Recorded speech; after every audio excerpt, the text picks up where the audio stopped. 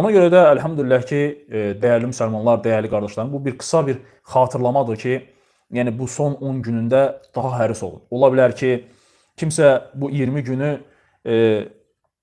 Ramazanın bu 20 gününü daha gözəl bir şəkildə keçirməyib. Daha zəif keçirdi, ibadətləri zəif olub.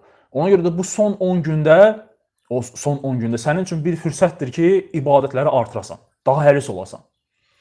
Və ən doğru olan rəy də budur ki, son 10 günün hamısını nə etməyi oturmaq lazımdır. İbadətlə məşğul olmaq. Çünki son 10 günün hamısını oturan, gecələri ibadətlə məşğul olan sözsüz ki, o Qədr gecəsini nə edəcəkdir? Təsadüf etmiş olacaqdır. Necə ki, bu barədə Şeyxülislam İbn Teymiyyə rahimehullah öz məcmuasında söylər və deyir ki, həqiqətən də yəni o Qədr gecələri gəzir. İldən ilə o Qədr gecələri gəzir. Ola bilər ki, bu ili 27-sinə düşsün. Misal üçün, digər ili 25-nə. Hətta Şeyxülislam deyir ki, nəinki tək günlərə, həmçinin də cüt günlərə də düşə bilər. Həmçinin Şeyxülislam İbn Teymiyyə rahimehullah söyləyir ki, cüt günlərə də nə edə düşə bilər. Yəni cüt günlər də ola bilər. Yəni ildən ilə olmasına, yəni asılı olaraq. Ona görə də ən doğru olan bu məsələdə odur ki, müsəlman bir kimsə son 10 günün hamısında nə etməlidir? Həris olmalıdır ki, son 10 gündə o Qədr gecəsini axtarsın. Və bu da Allah Subhanahu taalanın hikmətidir.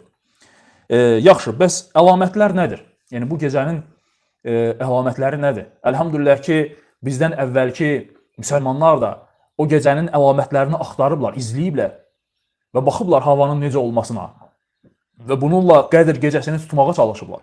Və gəlib hədislərdə əlamətləri barəsində. Məsəl üçün, necə ki, gəlib ki, Ubad ibn Samit radiyallahu anhudan gəlir ki, Peyğəmbər sallallahu aleyhi ve sellem əlamətlər barəsində buyurdu ki, əlamətlərdən bu gecə deyir, təmiz və açıq olur.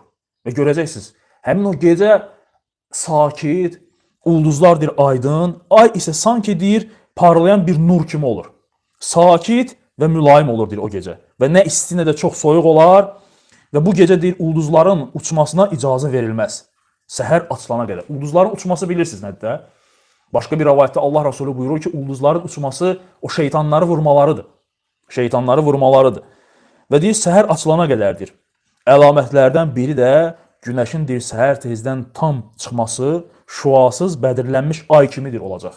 Və şeytanlara deyir, onlarla bərabər çıxmağa deyir, izin verilməzdir. Və həmin gecə, həmin səhəri günəş deyir, bədirlənmiş ay kimi çıxar və onun şüaları deyir, yandırmazdır.